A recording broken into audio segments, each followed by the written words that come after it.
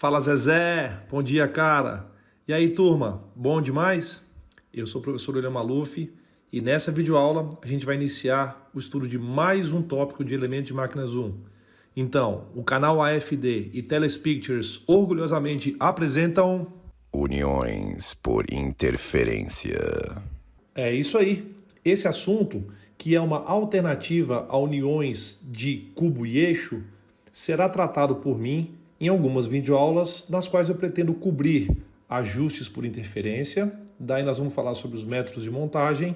Quero apresentar os critérios do esmagamento, a saga da pressão mínima.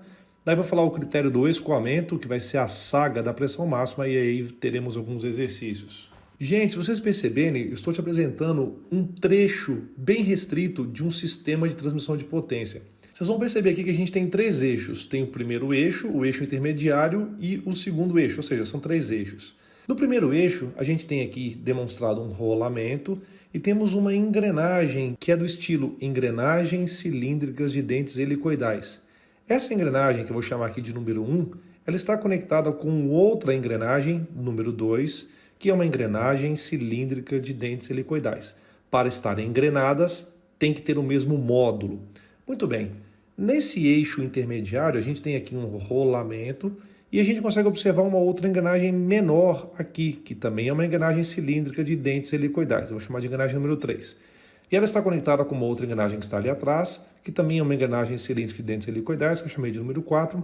E as engrenagens 3 e 4 têm que ter o mesmo módulo para estarem conjugadas, ou seja, engrenadas. O que eu quero te dizer é que para ver a transmissão de potência, isso acontece através do torque e da rotação.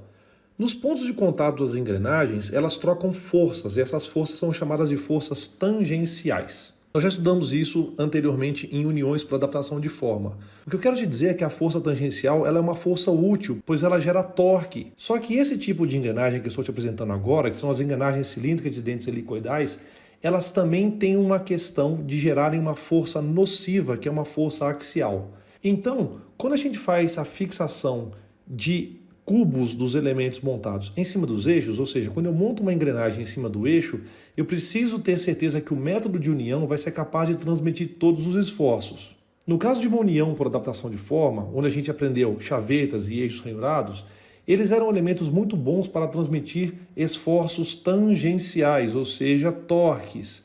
E agora a gente tem um elemento que pode transmitir força axial também. Então eu vou te apresentar nessa videoaula de hoje uniões através de interferência, nas quais o atrito entre as peças é que vai ser responsável por transmitir a potência.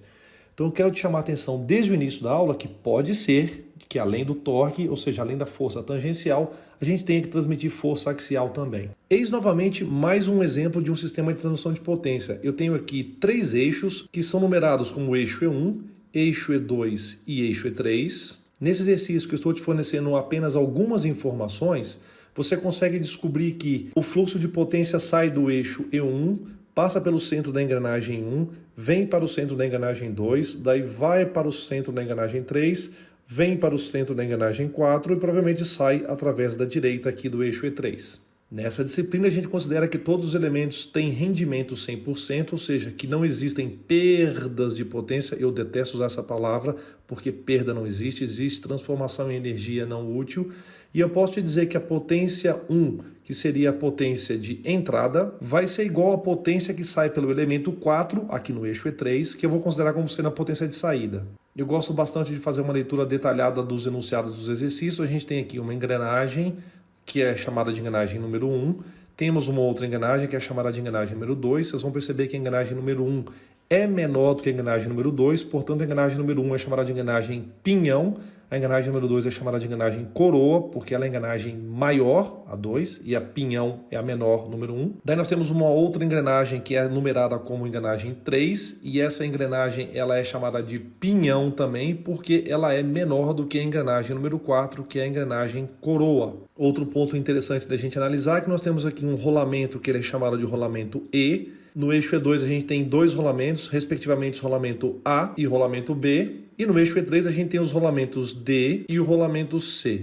Associado a todas as geometrias que são fornecidas, a gente tem uma informação bastante interessante que o par 1, 2, ou seja, o pinhão 1 e a coroa 2, são engrenagens cilíndricas de dentes helicoidais. E também é informado para a gente que o pinhão é motor e que o sentido de rotação N1 é esse aqui. Para aquilo que eu quero te mostrar nesse momento, essas informações são suficientes para que eu possa ilustrar a questão da força axial que pode aparecer nos elementos.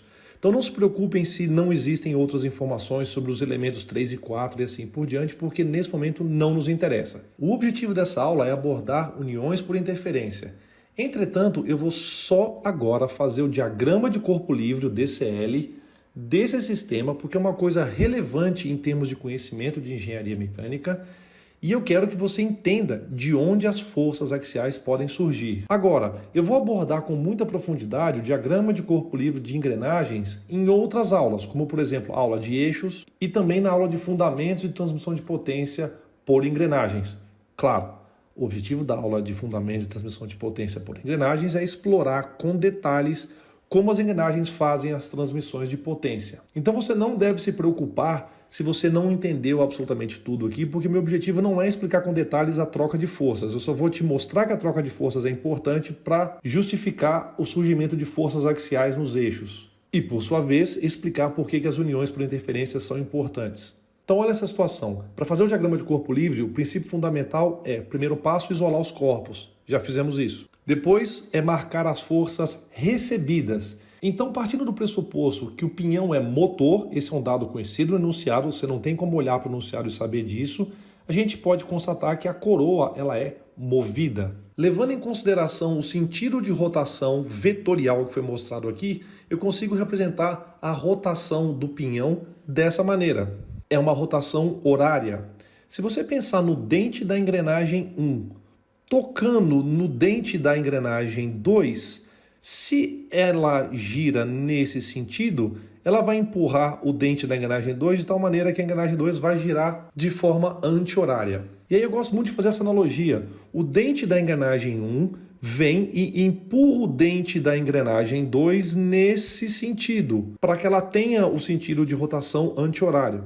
Ora, se o dente da engrenagem 1 empurra o dente da engrenagem 2 nesse sentido, o dente da engrenagem 2 empurra o dente da engrenagem 1 com mesma intensidade, mesma direção, porém no sentido oposto. Essas são as forças tangenciais. Olhando para a engrenagem 2, a gente sabe que o centro instantâneo de rotação é o centro da própria engrenagem. Então, se a força tangencial é aplicada nessa direção, nesse sentido, com certeza o torque da engrenagem 2 será no mesmo sentido da rotação. Por sua vez, fazendo a mesma analogia, esse aqui é o centro instantâneo de rotação da engrenagem 1. Para saber qual é o sentido do torque, basta que eu coloque meu dedo no centro da engrenagem 1 e aplique a força tangencial de tal maneira que a força tangencial gere um torque no sentido contrário à rotação. E aí vai naquela regra, para elementos movidos, força e velocidade são no mesmo sentido, e no elemento motor, força e velocidade são no sentido contrários.